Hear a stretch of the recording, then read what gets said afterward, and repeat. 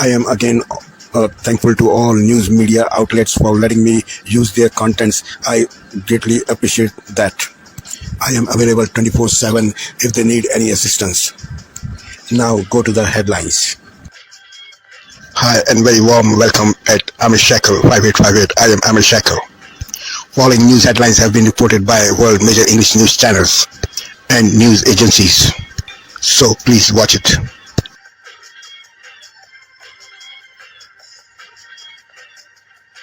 Tonight, the fallout after the group chat that exposed top American officials thinking ahead of military strikes. Top Democrats and Republicans demanding answers and calling for investigations as the White House tries to downplay the significance. The president standing by the National Security Advisor saying he's learned his lesson. But top intelligence officials face intense questions about the leak, discussing plans to attack Houthi positions in Yemen, while a top editor was in a text thread. So how did such a messy lapse occur?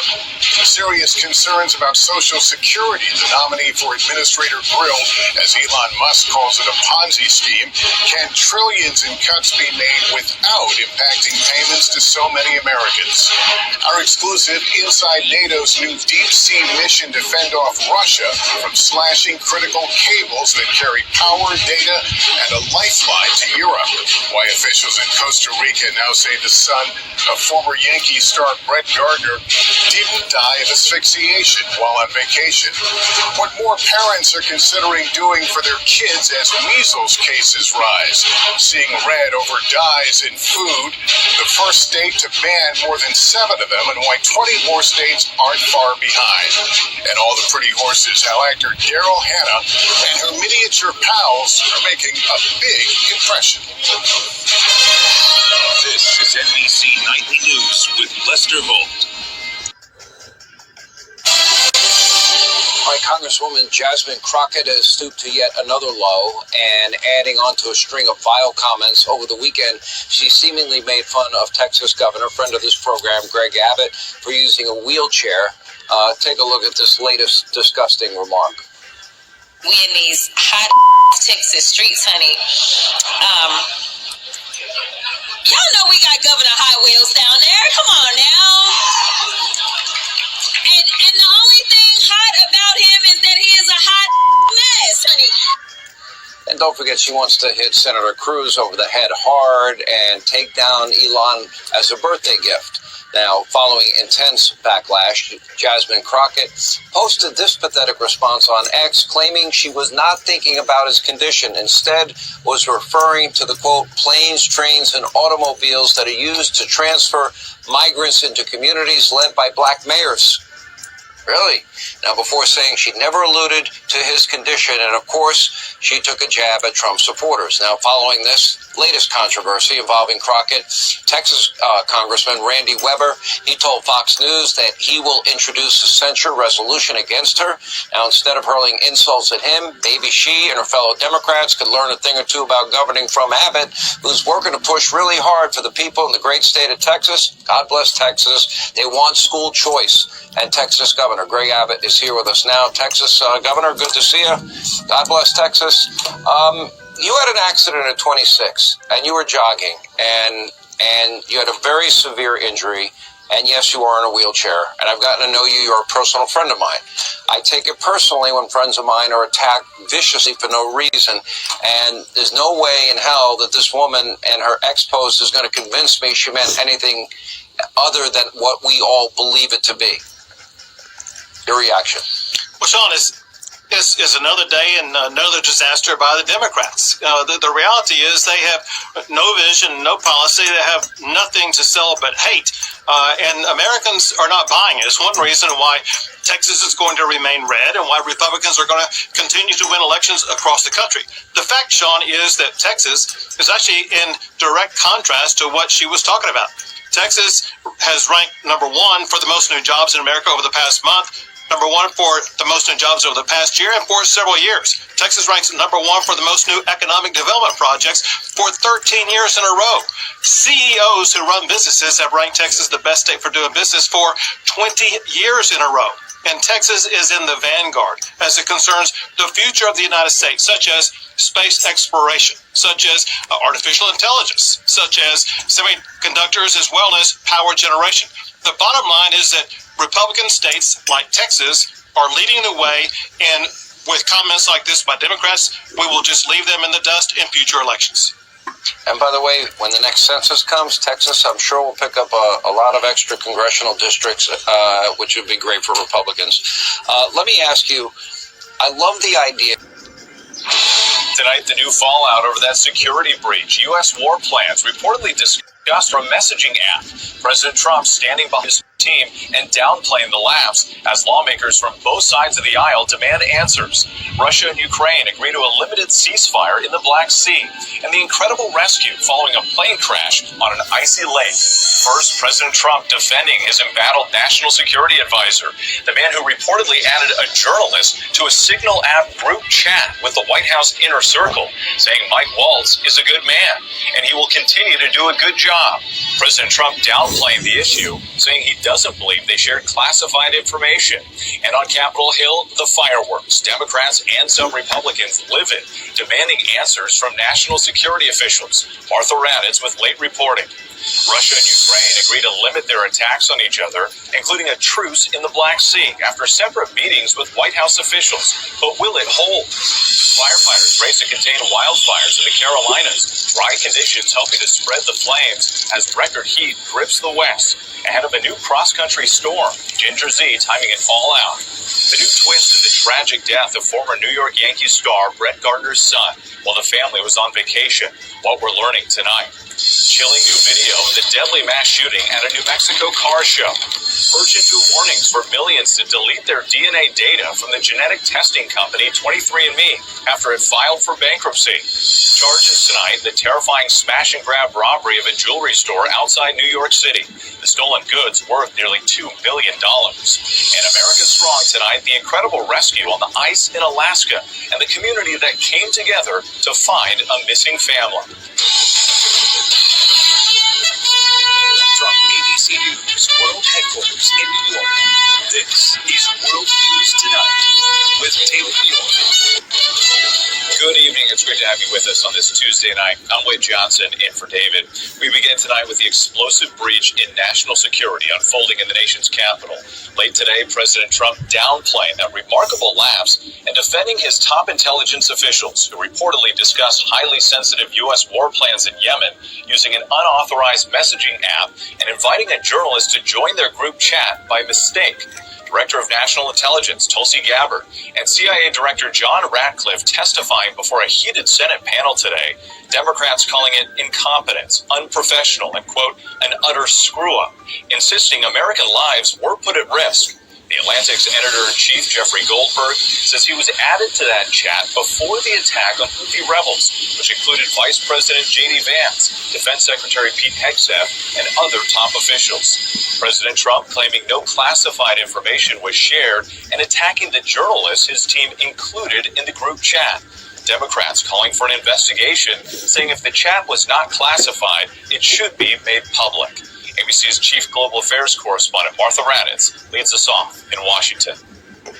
Tonight, President Trump trying to downplay an extraordinary lapse in national security. Members of his...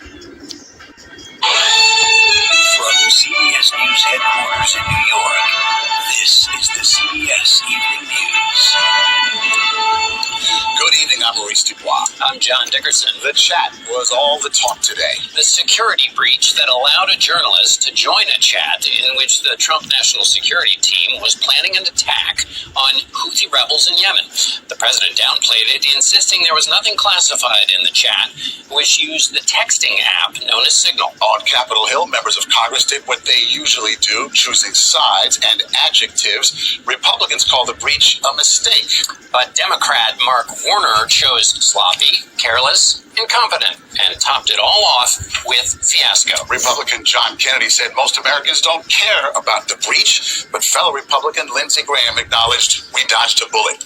And CBS News has learned the administration was warned recently not to use the Signal app because it is not secure. Ed O'Keefe is at the White House. Ed? Good evening, guys. That's right. A little more than 2 weeks before that journalist was accidentally added to the group text, CBS News has learned the National Security Agency issued this memo warning against using Signal. Because it's so popular, the NSA warned, Signal could be a, quote, high-value target to intercept sensitive information. President Trump insisted today that texting troubles caused by his top officials weren't a big deal. There was no classified information, as I understand it. But Atlantic Magazine editor-in-chief Jeffrey Goldberg, who was added accidentally to the Signal group chat, says top officials were discussing sensitive, secretive war plans to bomb Houthi rebels in Yemen. I found it completely improbable that the top national security leadership in the United States would be discussing on a commercial messaging app the possible imminent attack on another country. And that they would mistakenly, I assume mistakenly, invite the editor-in-chief of the Atlantic Magazine into their discussion. Goldberg reported that Defense Secretary Pete Hegseth shared highly sensitive operational details about the March 15 strikes, including targets, weapons the U.S. would be deploying, and when they'd be fired. National Security Advisor Mike Waltz, who originally invited Goldberg to the chat, was one of many Trump allies today who sought to discredit him. This journalist, Mr. President, wants the world talking about more hoaxes and this kind of nonsense rather than the freedom that you're enabling. Democrats on Capitol Hill were infuriated the administration wasn't taking any responsibility for the mistake, grilling National Intelligence Director Tulsi Gabbard and CIA Director John Ratcliffe, both of whom were part of the group chat. On why they used a commercial messaging app to discuss war plans. The Wall Street veteran nominated to lead the Social Security Administration is questioned about potential cuts at the agency. And we speak with Finland's president about efforts to end the war Russia started in Ukraine. European security is in the interest of American security and vice versa.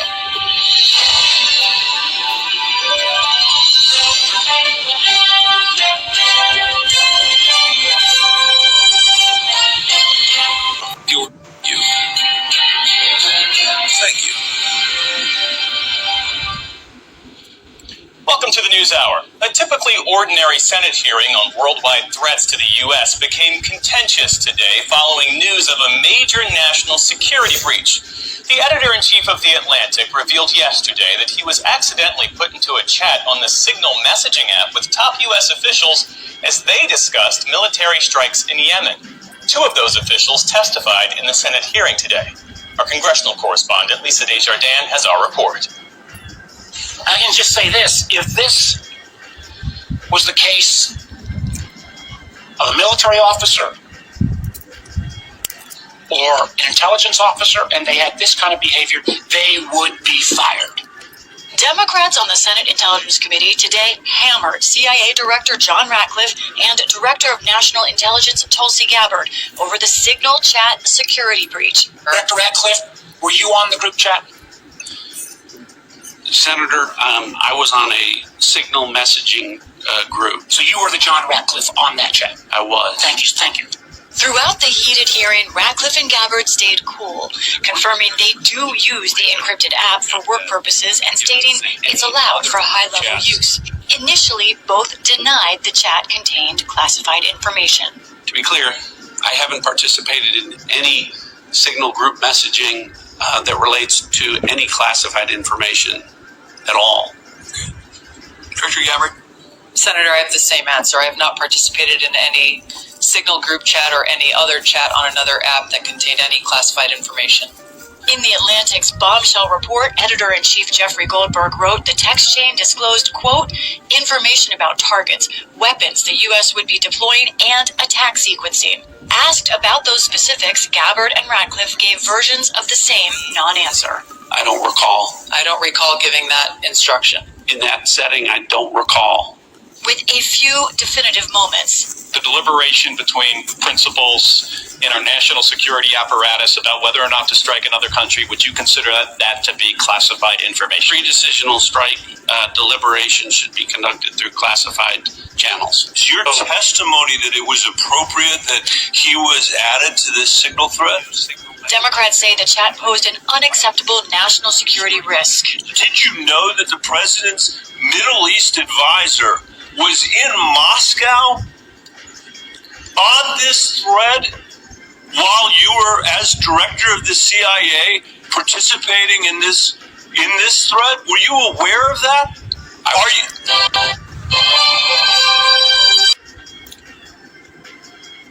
Welcome to Democracy Now!, democracynow.org, the War and Peace Report. I'm Amy Goodman.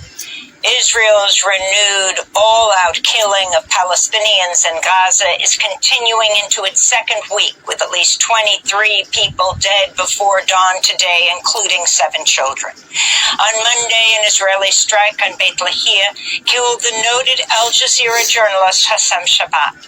This is Shabbat's colleague, Mahmoud Abu Salameh. We heard the sound of the explosion near the Indonesian hospital. We rushed immediately at the moment of targeting. At the moment we heard the sound of this explosion, we headed to the place and saw the targeting of our colleague, journalist Hassam Shabbat, who were shot by the scene. This is our colleague Hassam's car, and this is his blood.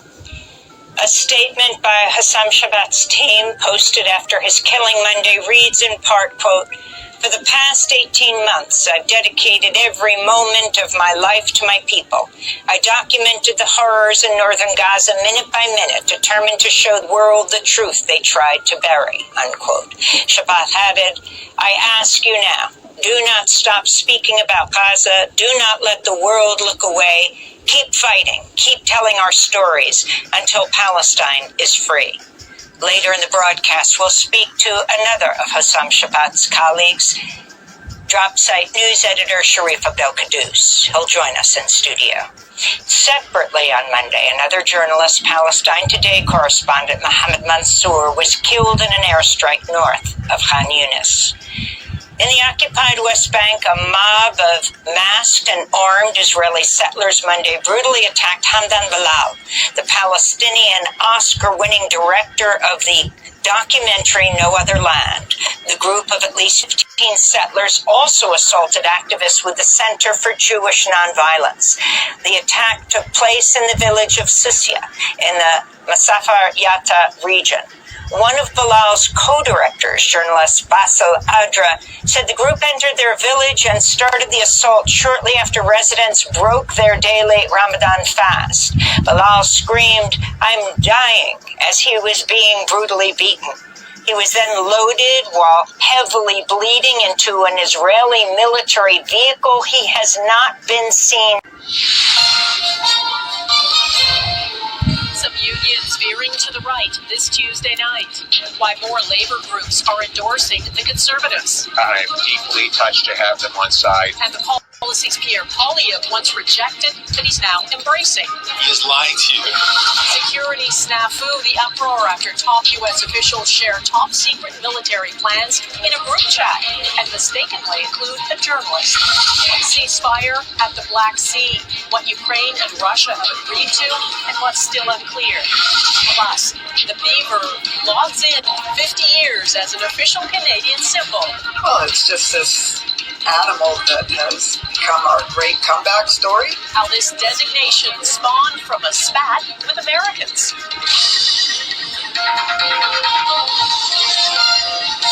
Global National with Donna Friesen.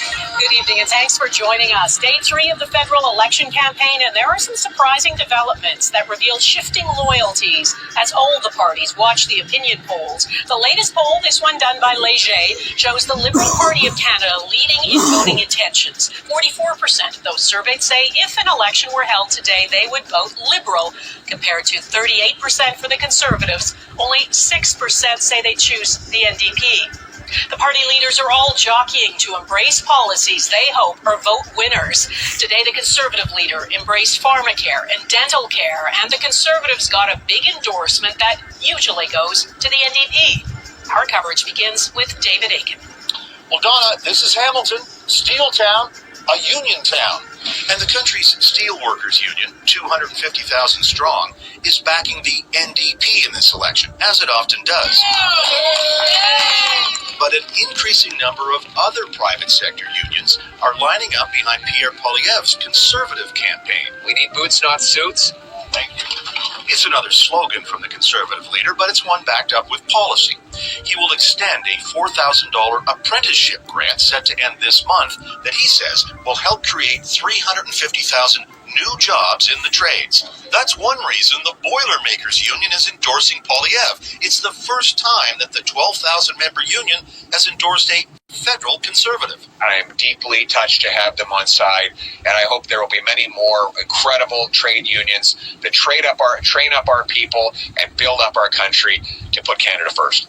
Other private sector unions representing, for example, electrical contractors, carpenters, and general laborers are also praising Poilievre's plan. These endorsements, though, are the payoff for dozens of visits Poilievre has made to shop floors around the country in the last 18 months, talking directly to workers and their union leadership. They will be building homes, building pipelines, digging mines, moving our goods, literally building this country with their own hands. They will join with us to bring home our jobs. And This is The World Today here on France 24. I'm Stuart Moore. Good to have you with us for the next 3 hours. Here's the main headlines then. Ukraine's President Volodymyr Zelensky arriving in Paris later ahead of crucial European coalition summit on Ukraine. Zelensky saying he needs to know which countries will agree to contribute forces to oversee any peace agreements with Russia. We'll get all the reaction to that and of course that deal yesterday with our senior reporter Catherine Morris-Trench, who'll join us from Kharkiv in Ukraine shortly. Approaching 1,500 people now detained in Turkey as tens of thousands have continued protests on the streets. Protests sparked by the arrest of the main political rival of President Recep Tayyip Erdogan. And at least 18 people killed now as wildfires deemed among South Korea's worst ever continue to ravage the south of the country. Amongst them, more than 200 buildings destroyed, an ancient Buddhist temple. Also coming up for your business today, the UK Labour government announcing defence spending boost, welfare cuts and facing backlash. Shah will see what we can expect from the so-called spring statements later in the day. In perspective, we discuss how the world is losing every single second 3 Olympic-sized swimming pools of glacier. Now that amounts to the loss of 273 billion tonnes of ice per year. But what does that mean for us, the human race? We'll discuss in half an hour in perspective. And we're talking Tupperware, the brand founded in the 1940s that exploded in the 1980s and went bankrupt last year is back. A French entrepreneur buying the brand Tupperware France, aiming to give it a new lease of life.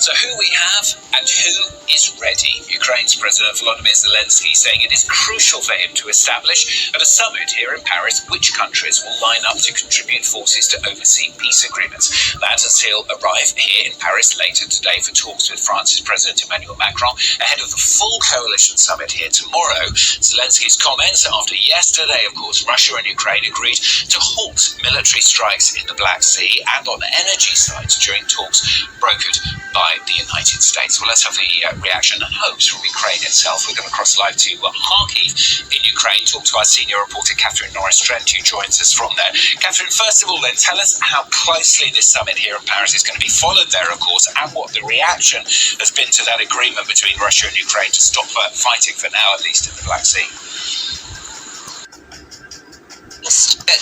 Here in Ukraine's second largest city, we've spoken to people who said they're going to be keeping an eye out, of course, on what comes out of the summit. Tuesday at 8 on ABC and ABC iView. The government is rushing through legislation for its budget tax cuts, forcing the coalition to make a quick and consequential call. I'm Patricia Carvelis, live from the lands of the Ngunnawal people in Canberra. Welcome to Afternoon Briefing.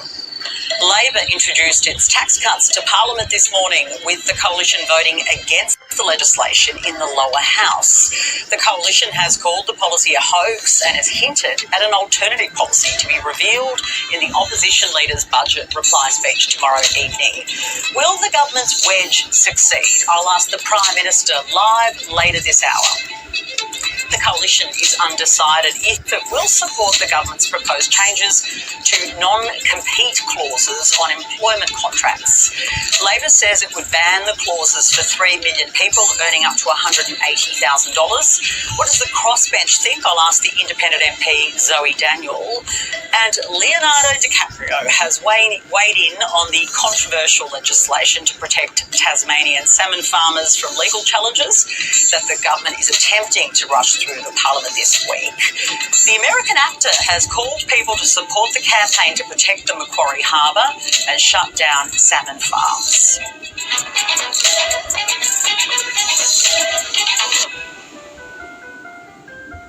As we mentioned in our headlines, the government passed legislation for its budget tax cuts through the House of Representatives this morning in quite a hurry.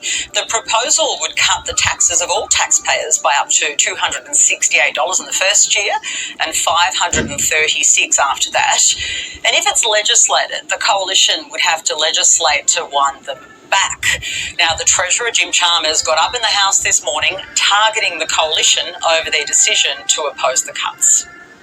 The Shadow Treasurer decided...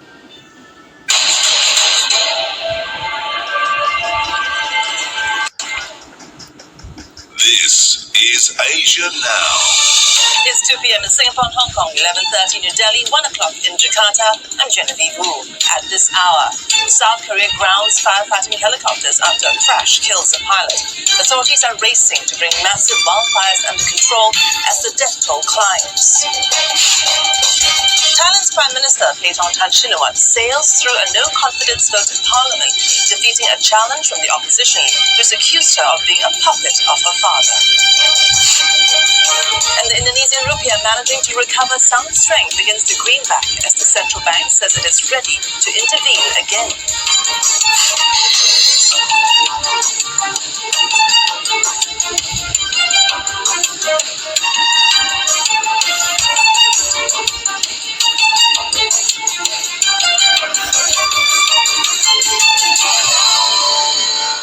South Korean authorities say a pilot has been killed after a firefighting helicopter battling raging wildfires crashed. All firefighting helicopters have been grounded following the incident. At least 18 people have died and tens of thousands evacuated amid what authorities call the worst wildfire in recent history. Strong and dry winds have fueled the flames across the country's southeast. Dozens of people are injured. Officials say dry conditions are expected to persist.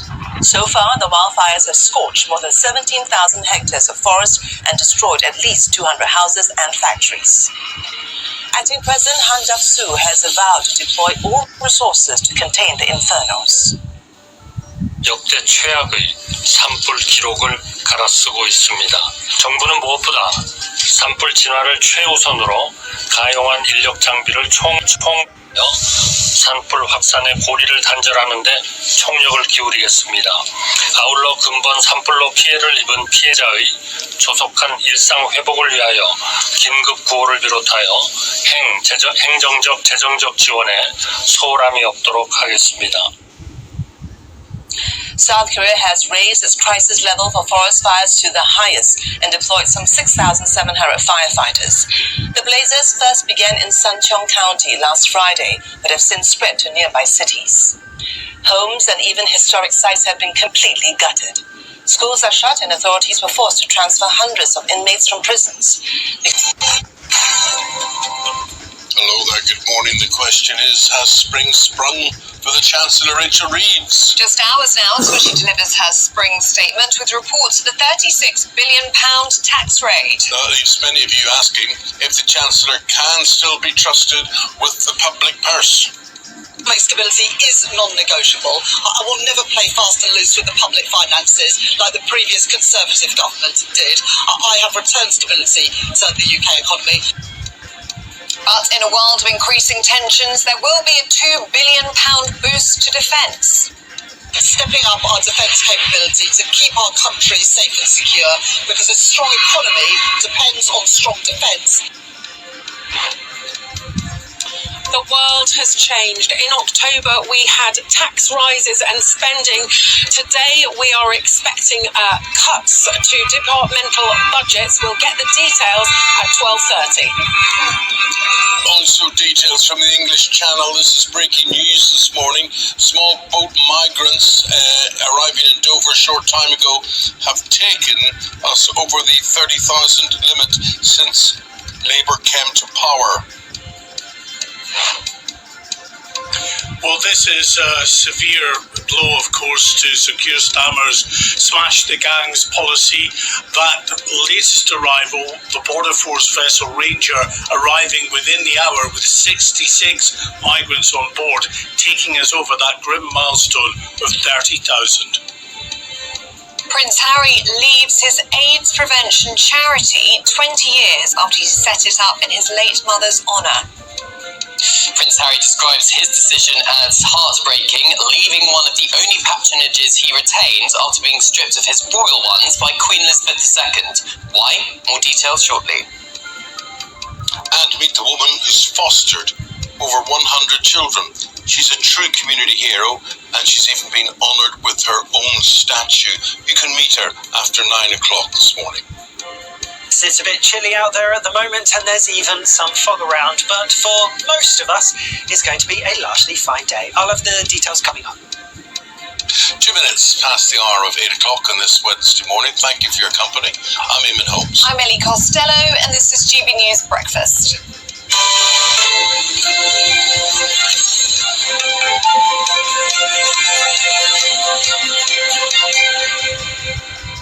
Starting with some breaking news, and we can exclusively reveal that more than 30,000 small boat migrants have arrived in Britain since Labour came to power, and that is not even a year that has passed. Well, it follows the arrival of 66 migrants into Dover Harbour overnight. With all the details now, GB News Home and Security Editor Mark White. And Mark, what a headache.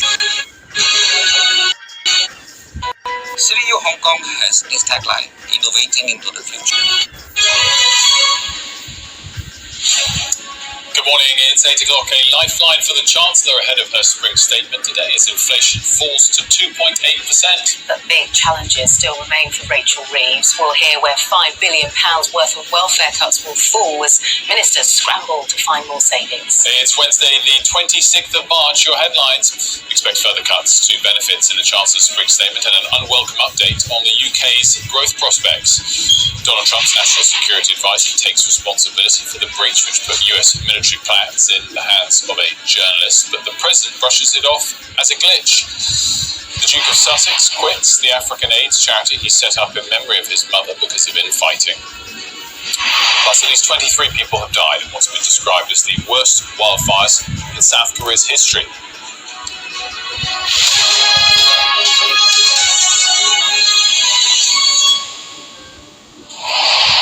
Good morning to you. A small boost for the Chancellor ahead of her spring statement today as inflation falls faster than expected to 2.8%. More on that in just a moment with our business and economics correspondent Gurpreet Narwan, who's here with us, as you can see. But first, more on what Rachel Reeves could announce today, including further benefits cuts, leaving ministers tightening the belt further still. Let's go to our political correspondent Mario Aurora, who's moved to Downing Street ahead of what's going to be a huge day in the career of the Chancellor and more broadly for the government. And reports, Mari, suggest it's gotten even harder this morning as it relates specifically to the cuts that will fall on the benefits bill. Yeah, exactly that, Will. So remember last week we were talking about £5 billion worth of cuts to welfare, but it turns out the OBR are saying it's not £5 billion, it's only about £3.5 billion, and they've rejected ministers' calculations on that. So the DWP are going to have to find cash elsewhere to cut. So essentially what we understand is that about £500 million of... Africa News. The news. At least 54 people were killed in a military airstrike on a local market in Sudan's western region, aid groups reported on Tuesday. The attack on the village of Tora on Monday, massive fire. The Sudanese military denied targeting civilians, calling the allegations incorrect. However, rights groups have condemned the strike, calling it a war crime due to its impact on densely populated areas. More than half of the victims were women, and at least 23 others were injured. The ongoing conflict, which began in April 2023, has left over 28,000 dead, with millions displaced. The This 5-year-old, Sila Abu Aklan, is practicing to walk for the first time on a prosthetic leg at a clinic in Gaza City. Sila is among thousands of children in Gaza who suffer life-changing amputations from the war. It has been nearly 15 months since the little girl's leg was amputated after it was left severely burned from an Israeli airstrike. Finally, she is being fitted for a prosthetic. It's difficult to see someone of her age getting amputated sitting in a wheelchair. Those are age play games: run, go out, climb stairs, and go to public places. Up to 17,500 adults and children suffered severe limb injuries, leaving them in need of rehabilitation and assistance, the World Health Organization estimated in September. I'm happy for him because he's going to return to normal life, to walk and move wherever without assistive devices or anyone's help, to go back to normal life like before. The U.S. humanitarian aid organization OCHA called it the largest cohort of child amputees in modern history. Throughout the 17-month war, supplies and services for children and adults in amputations have fallen far short of demand. Each limb and device is tailored to each person's need, age, weight, and so on. To date, hundreds have benefited from this project, actually receiving the assistive devices we introduced during the hostilities and the ceasefires. Since the war began in Gaza, Israel has struck homes and shelters with families inside almost daily, killing more than 17,000 children under 17, including 4,800 under the age of 5. These women are waiting at a makeshift family planning clinic in rural Sierra Leone. Women's reproductive rights, including the choice to abort, are on the cusp of a new dawn as Parliament of the West African country debates the Safe Motherhood Bill. I was 16 years old. I became pregnant and I have to take abortion pills, which was a traumatizing one. I did it once, it didn't work. I did it for the second time, it didn't work. This gave me the cause to focus my education, my activism on SRH issue, because I've been a victim. I don't want other girls to be a victim of it. That's why one of the main reasons I'm pushing this bill. I'm in support of this bill. But the bill has met opposition from religious leaders who want it revised to only permit abortion in the event of life-threatening risk, rape, or incest. Certain things in this bill did not, support our religious values and sensibilities. So if on those grounds we are judged to be unfair to women, to be hard-hearted, then so be it. Supporters of the bill say unsafe abortions account for around 10% of maternal deaths. Being illegal, those seeking the procedure go to backstreet clinics or use crude methods which often end in fatalities. After 10 weeks of trial, French financial prosecutors are set to present their case against former President Nicolas Sarkozy and 3 ex-ministers on Tuesday afternoon. The prosecution will outline sentencing requests over 2.5 days, with final recommendations expected Thursday evening. Sarkozy is accused of striking a corruption pact with Libyan leader Muammar Gaddafi in 2005 to fund his 2007 Thank you very much for giving time to Amir Shekel 5858. I am Amir Shekel. Have a good life. Bye-bye.